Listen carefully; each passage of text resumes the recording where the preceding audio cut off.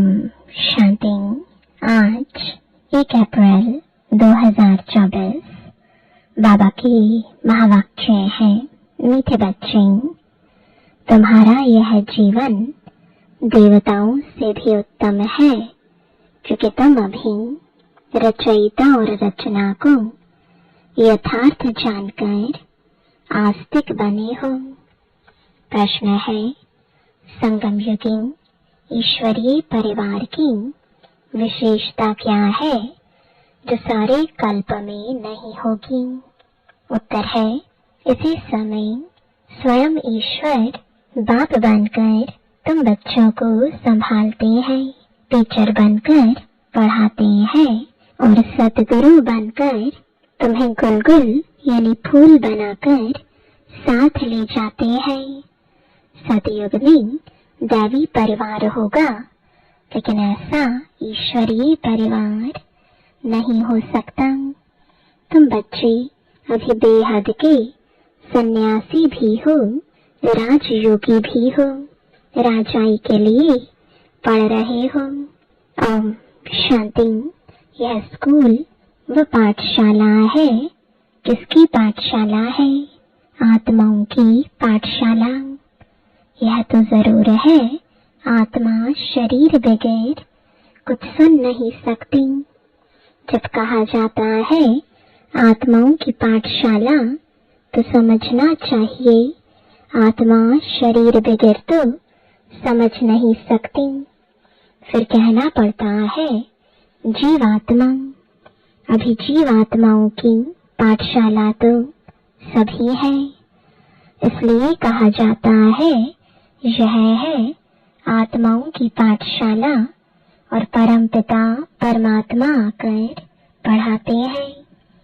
वह है जिस्मानी पढ़ाई, यह है रूहानी पढ़ाई जो बेहद का बाप पढ़ाते हैं।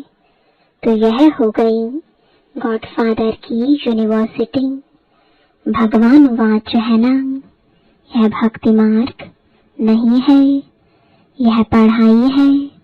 स्कूल में पढ़ाई होती है, भक्ति मंदिर टिकाणों आदि में होती है। इसमें कौन पढ़ाते हैं? भगवान वाच। और कोई भी पाठशाला में भगवान वाच होता ही नहीं है। सिर्फ यह एक ही जगह है जहाँ भगवान वाच है। ऊंचे से ऊंचे भगवान को ही ज्ञान सागर कहा जाता है, वही ज्ञान दे सकते हैं। बाकी सब है भक्ति। भक्ति के लिए बाप ने समझाया है कि उससे कोई सदगति नहीं होती। सर्व का सदगति दाता एक परमात्मा है। वह आकर राजयोग सिखलाते हैं। आत्मा सुनती है शरीर द्वारा, और कोई नॉलेज आदि में भगवान वाच है ही नहीं।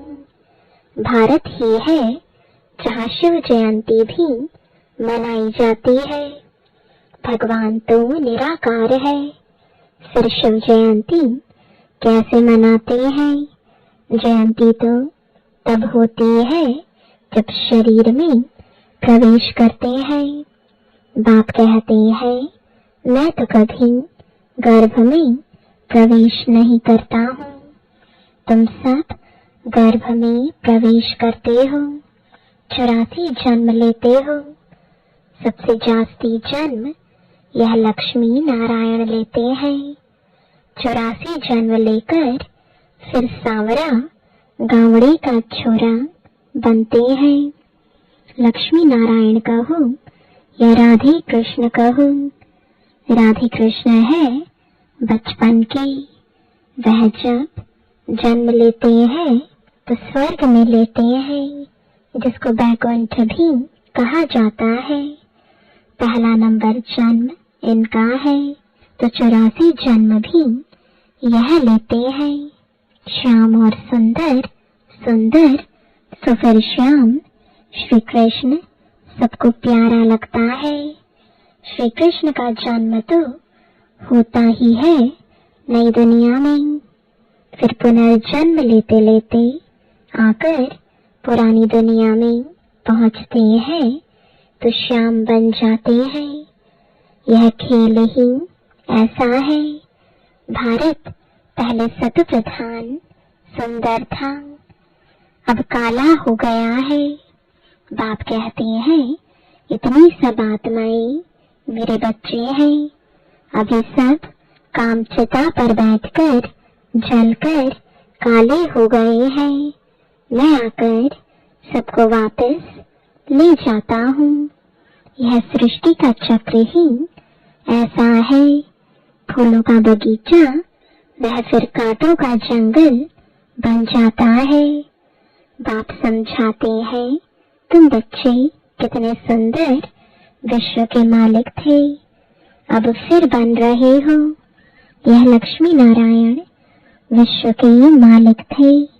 यह 84 जन्म भोग फिर ऐसे बन रहे हैं, अर्थात उन्हों की आत्मा अब पढ़ रही है। तुम जानते हो सतयुग में अपार सुख है, जो कभी बाप को याद करने की दरकार भी नहीं रहती है। गायन है दुख में सिमरण सब करे, किसका सिमरण? बाप का। इतने सबका सिमरण नहीं करना है। भक्ति में कितना सिमरण करते हैं, जानते कुछ भी नहीं। श्री कृष्ण कब आया, वह कौन है, कुछ भी जानते नहीं। श्री कृष्ण और श्री नारायण के भेद को भी नहीं जानते हैं। शिव बाबा है ऊंच ते ऊंच, फिर उनके नीचे ब्रह्मा विष्णु शंकर, उनको फिर देवता कहा जाता है। लोग तो सभी को भगवान कहते रहते हैं, सर्वव्यापी कह देते हैं। बाप कहते हैं सर्वव्यापी तो माया 5 विकार है, जो एक एक के अंदर है। सतयुग में कोई विकार होता नहीं। मुक्ति धाम में भी आत्माएं पवित्र रहती है, अपवित्रता की कोई बात नहीं। तो यह रचयिता बाप ही आकर अपना परिचय देते हैं, आदि मध्य अंत का राज समझाते हैं, जिससे तुम आस्तिक बनते हो। तुम एक ही बार आस्तिक बनते हो। तुम्हारा यह जीवन देवताओं से भी उत्तम है। गाया भी जाता है मनुष्य जीवन दुर्लभ है, और जब पुरुषोत्तम संगम युग होता है तो हीरे जैसा जीवन बनता है। लक्ष्मी नारायण को हीरे जैसा नहीं कहेंगे। तुम्हारा हीरे जैसा जन्म है। तुम हो ईश्वरीय संतान, यह है दैवी संतान। यहाँ तुम कहते हो हम ईश्वरीय संतान है। ईश्वर हमारा बाप है, वह हमको पढ़ाते हैं, क्योंकि ज्ञान का सागर है ना। राजयोग सिखलाते हैं। यह ज्ञान एक ही बार पुरुषोत्तम संगम युग पर मिलता है। यह है उत्तम के उत्तम पुरुष बनने का युग, जिसको दुनिया नहीं जानती। सब कुंभकर्ण की अज्ञान नींद में सोए पड़े हैं। सबका विनाश सामने खड़ा है। इसलिए अब कोई से भी बच्चों को संबंध नहीं रखना है। कहते हैं अंतकाल जो स्त्री सिमरे, अंत समय में शिव बाबा को सिमरेंगे तो नारायण योनि में आएंगे। यह सीढ़ी बहुत अच्छी है। लिखा हुआ है हम सो देवता फिर सो क्षत्रिय आदि। इस समय है रावण राज्य, जबकि अपने आदि सनातन देवी देवता धर्म को भूल और धर्मों में फंस पड़े हैं। यह सारी दुनिया लंका है। बाकी सोने की लंका कोई थी नहीं। बाप कहते हैं तुमने अपने से भी जास्ती मेरी ग्लानि की है। अपने लिए 84 लाख और मुझे कण कण में कह दिया है। ऐसे अपकारी पर मैं उपकार करता हूँ। बाप कहते हैं तुम्हारा दोष नहीं, यह ड्रामा का खेल है। सतयुग आदि से लेकर कलयुग अंत तक यह खेल है जो फिरना ही है। इसको सिवाय बाप के कोई समझा ना सके। तुम सब ब्रह्मा कुमार कुमारियां हो, तुम ब्राह्मण हो, ईश्वरीय संतान, तुम ईश्वरीय परिवार में बैठे हो। सतयुग में होगा दैवी परिवार। इस ईश्वरीय परिवार में बाप तुमको संभालते भी हैं, पढ़ाते भी हैं, फिर गुलगुल बनाकर साथ भी ले जाएंगे। तुम पढ़ते हो मनुष्य से देवता बनने के लिए। ग्रंथ में भी है मनुष्य से देवता किए करत ना लागिवार। इसलिए परमात्मा को जादूगर कहा जाता है। नर्क को स्वर्ग बनाना जादू का खेल है ना। स्वर्ग से नर्क बनने में 84 जन्म, फिर नर्क से स्वर्ग चपटी में यानी सेकंड में बनता है। 1 सेकंड में जीवन मुक्ति। मैं आत्मा हूँ, आत्मा को जान लिया, बाप को भी जान लिया। और कोई मनुष्य यह नहीं जानते कि आत्मा क्या है। गुरु अनेक है, सतगुरु एक है। कहते हैं सतगुरु अकाल, परमपिता परमात्मा एक ही सतगुरु है। परंतु गुरु तो ढेर है। निर्विकारी कोई है नहीं, सब विकार से ही जन्म लेते हैं। अभी राजधानी स्थापन हो रही है। तुम सब यहाँ राजाई के लिए पढ़ते हो, राजयोगी हो, बेहद के सन्यासी हो। वह हठ योगी है, हठ के सन्यासी। बाप आकर सभी की सदगति कर सुखी बनाते हैं। मुझे ही कहते हैं सतगुरु अकाल मूरत। वहाँ हम घड़ी घड़ी शरीर छोड़ते और लेते नहीं। काल नहीं खाता। तुम्हारी भी आत्मा अविनाशी है, परंतु पतित और पावन बनती है, निर्लेप नहीं है। ड्रामा का राज भी बाप ही समझाते हैं। रचयिता ही रचना के आदि मध्य अंत का राज समझाएंगे ना। ज्ञान का सागर वही एक बाप है। वही तुमको मनुष्य से देवता डबल सिरताज बनाते हैं। तुम्हारा जन्म कौड़ी जैसा था, अब तुम हीरे जैसा बन रहे हो। बाप ने हम सो हम का मंत्र भी समझाया है। वह कह देते आत्मा सो परमात्मा, परमात्मा सो आत्मा। हम सो हम। बाप कहते हैं आत्मा सो परमात्मा कैसे बन सकती है।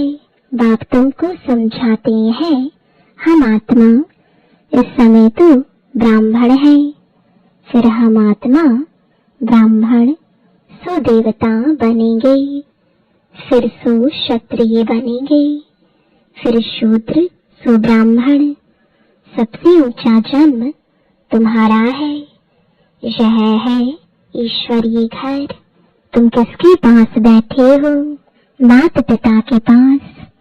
सब भाई बहन हैं। बाप आत्माओं को शिक्षा देते हैं।